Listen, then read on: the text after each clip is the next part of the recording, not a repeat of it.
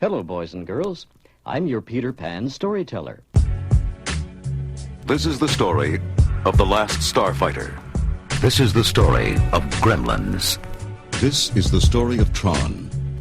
This is the story of Raiders of the Lost Ark. This is the story of The Empire Strikes Back. You can read along with me in your book.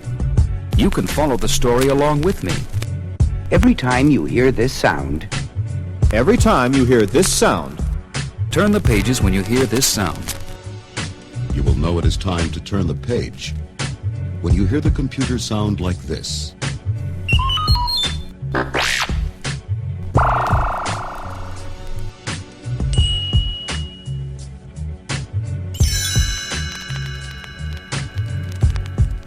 Let's begin. Now. We are the Spirits from the forest room. We're Spirits from the forest room. Hey kids, welcome to the latest episode of When You Hear This Sound, brought to you by the Space Monkey X Audio Workshop. This is your host, Rob Lamley. And so our non-canon Star Wars series comes to an end. We're wrapping things up with the read-along record book of Ewoks, The Battle for Endor, the made-for-TV sequel to Caravan of Courage, An Ewok Adventure. The film debuted on ABC on November 24th, 1985, exactly 364 days after Caravan of Courage. After the success of Caravan of Courage, ABC asked Lucas if he'd be interested in making that made-for-TV movie a backdoor pilot for an Ewoks television series. Lucas turned down that idea, but did agree to do a sequel made-for-TV movie instead. This time he brought in siblings Ken and Jim Wheat as writers and directors. The duo had previously written an early independent slasher film, 1979's Silent Scream, which made $7.9 million at the box office on a $600,000 budget, making it one of the most successful independent horror films at the time. They would go on to make a career out of low-budget sequel films like The Fly 2, The Birds 2, and The Stepford Husbands. But their best-known film writing credits are for A Nightmare on Elm Street 4, The Dream Master, and the Vin Diesel film Pitch Black. The scope of Battle for Endor was much more ambitious than Caravan of Courage, with a larger cast and a larger story that helped broaden the cultural landscape of Endor. Returning from the first film were child actors Warwick Davis as Wicket, Eric Walker as Mace, and Aubrey Miller as Sindel. Wilford Brimley, fresh off of his starring role in Cocoon, was cast as Noah, a grumpy old hermit who was crash-landed on Endor. Karel Stuyken, who played the giant on Twin Peaks and Lurch in the Addams Family movies, was cast as Turok, the leader of a group of marauders. And British acting icon Dame Siân Phillips, probably best known to us geeks as Cassiopeia in Clash of the Titans and Reverend Mother Mohiam in David Lynch's Dune, played Shirelle, an evil sorceress. Battle for Endor received mixed reviews upon release, but it went on to win an Emmy for Outstanding Special Visual Effects. The film was one of the last for Lucas's Industrial Light and Magic to use old-fashioned stop-motion, mostly when realizing the creatures of Endor. By this time, ILM had started using Go Motion, a more advanced form of stop-motion that used motorized puppets to handle some of the movements, providing a more fluid and realistic style than traditional stop-motion. However, the made-for-TV budget just wasn't enough to cover the expense of using Go Motion. Much like Caravan of Courage, the film was released theatrically overseas and was given a different title, The Ewoks and the Marauders of Endor. For whatever reason, Lucasfilm never adopted this new title over the original, even though I have to admit, it sounds a little bit cooler. Just like the first Ewoks film, The Battle for Endor is still technically part of the Star Wars Legends category of stories.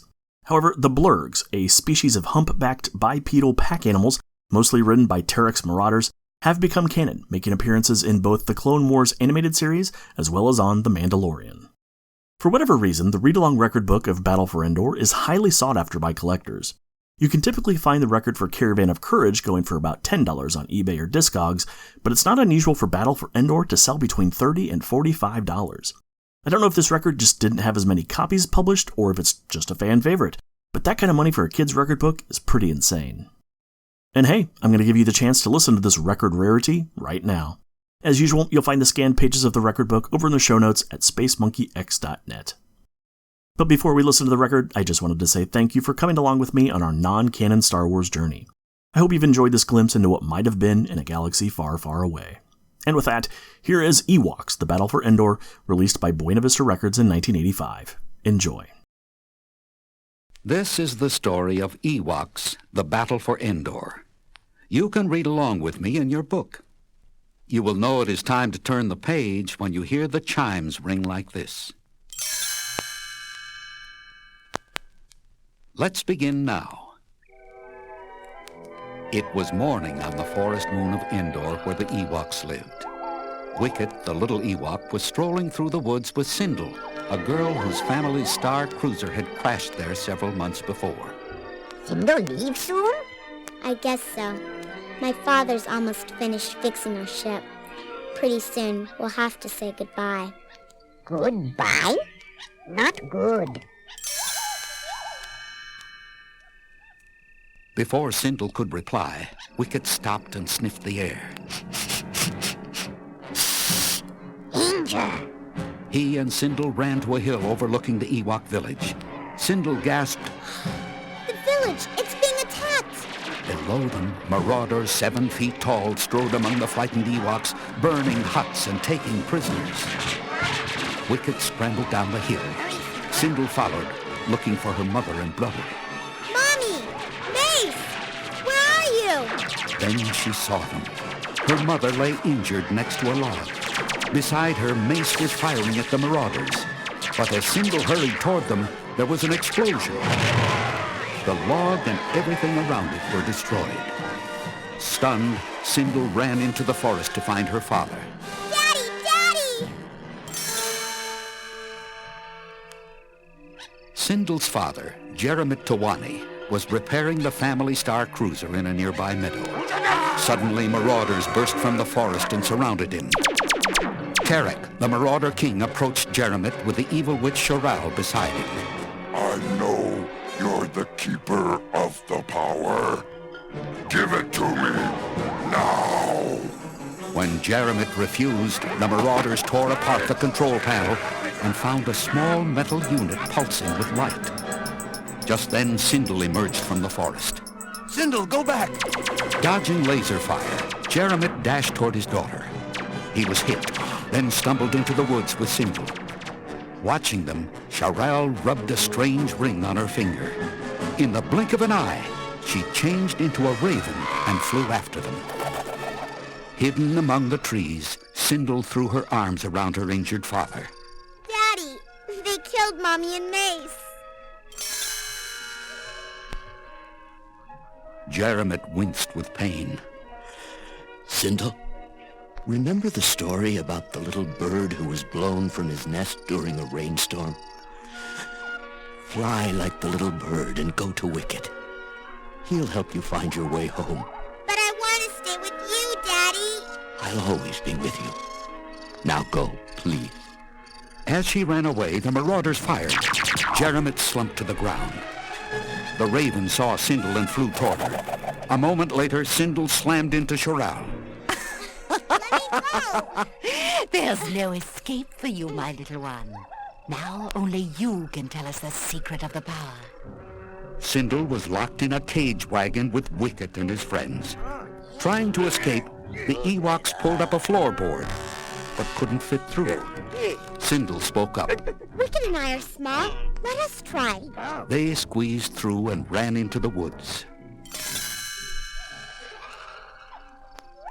Sindel pointed to a hillside cave. Let's hide there. As they climbed inside, 2 marauders saw them and fired, knocking loose a big rock.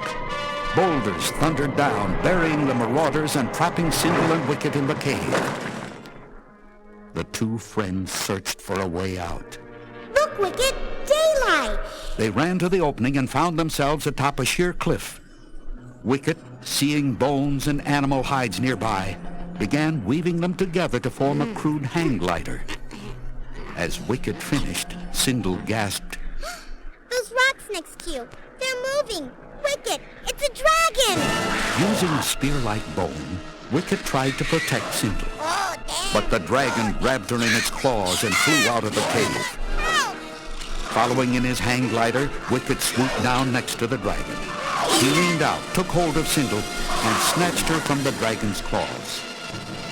Then he guided his craft to the safety of the woods.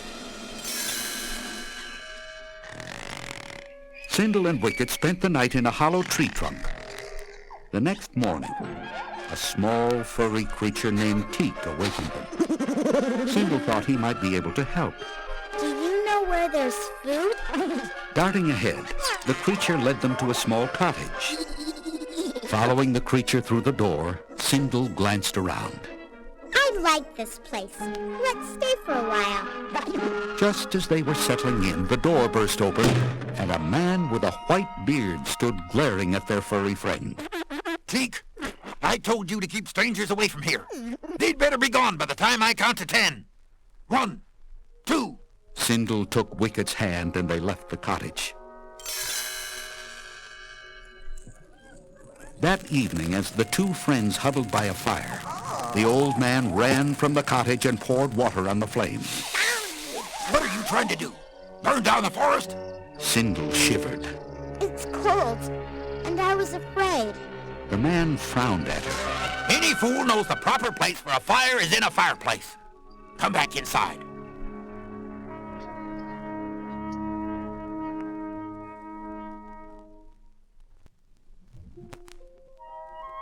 Noah, the old man, agreed to let them stay if they helped around the house. Soon, Sindel noticed something very strange. Every morning, Noah goes off and doesn't come back until sunset. Wicket, let's find out where he goes. Okay. They followed him to a huge metal object covered with vines. It was a star cruiser. As Sindel climbed the steps, Noah saw her. You should never have come here. No one knows about this. Grumbling, Noah took Sindel and Wicket back to the cottage, where he told them his story. It seems like a lifetime since Captain Selleck and I crashed here. Our power unit was broken, so Selleck went off to search for another one. He never returned. Now I'm stuck here, and I'll probably never get home. Sindel rested her head on his shoulder. I'm stuck too, Noah.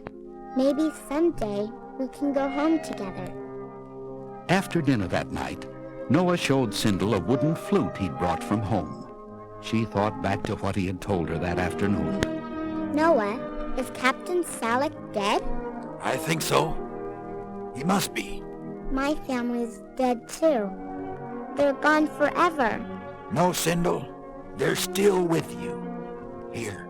Noah tapped his heart. Remember what they said and did. They'll always live in your memories. Sindel awoke the next morning to the sound of a familiar voice singing. Mommy? Is that you? Following the voice into the forest, she saw a beautiful young woman in a white robe. Beside her stood a handsome white horse. Come to me, my little one. As Sindel approached, the white robe suddenly turned black, and the lovely smile became an evil grin. It was Charal, the witch. Let me go! I told you there'd be no escape. Charal took her to King Tarek's castle, where Tarek showed Sindel the power unit from her father's star cruiser. Now use your magic to bring the power to life. But I can't. It's just a part from a star cruiser. Take the power with you and make it work. If you don't, you and the Ewoks will be doomed. He pulled the ring off Charal's finger. And you, witch, will die with them. Throw them in the dungeon with the Ewoks. Meanwhile, Noah, Wicket, and Teak had followed Sindel's trail. Noah threw a rope over the castle wall. Okay, you two, up and over. I'm right behind you. Inside, they crept down to the dungeon, where Teak stole the keys and freed their friends. Sindel gave Noah the glowing power unit. Noah's eyes opened wide. This is the part I need for my ship.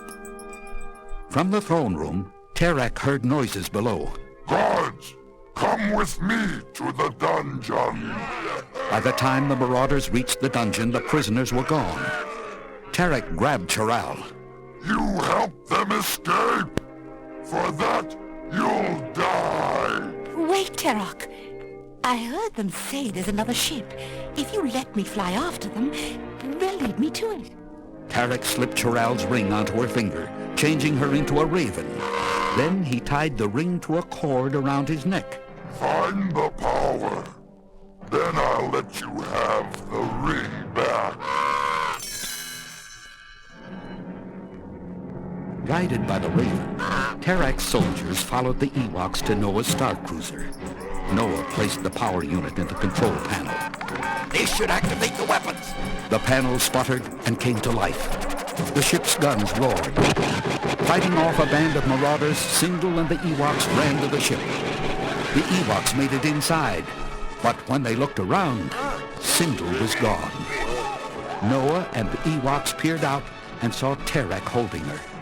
Old man, I have the child, and you have something of mine. Noah came out clutching the power unit. Harm the girl and you'll get nothing. Release her, and I'll fight you for the power. Tarek let Sindel go, and she ran to Noah. The Marauder King stepped forward. The power. Give it to me.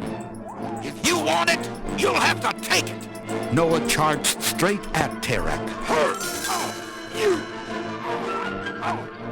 Noah hit Tarek with his walking stick, but the king recovered quickly. Swinging his sword in a tremendous arc, Tarek broke the stick in two. You're finished, old man. Wicket dug into his pouch, found a rock, and placed it in a sling. He whirled it around his head and sent it flying toward Tarek. It struck the ring that hung from Tarek's neck, smashing it and driving the pieces deep into his chest. Tarek staggered and fell. As Noah and the others stared in amazement, the Marauder King writhed, twitched weakly, and turned to stone. Stunned by the loss of their leader, the marauders fled into the woods. The raven rose into the air and flew away, cawing sadly. Now it could never change back. At last, Sindel and Noah could go home. As the Ewoks gathered around the star cruiser, Sindel hugged Wicket. You're my best friend. I'll be back. Noah said goodbye to Teak, then took Sindel's hand. It's time to go. They climbed into the star cruiser. Wicket and Teak stood together and watched as the ship rose through the trees and streaked across the sky. Thanks for stopping by the show today. Be sure to subscribe on iTunes, Spotify, or your favorite podcast app. You can head over to spacemonkeyx.net for pictures, links, and additional information about this episode, and check out some of the other podcasts presented by the Space Monkey X Audio Workshop. This has been your host, Rob Lamley. Thanks for listening to When You Hear This Sound, the podcast dedicated to the weird and wonderful world of read-along record books and storybook vinyl. I'll see y'all next time.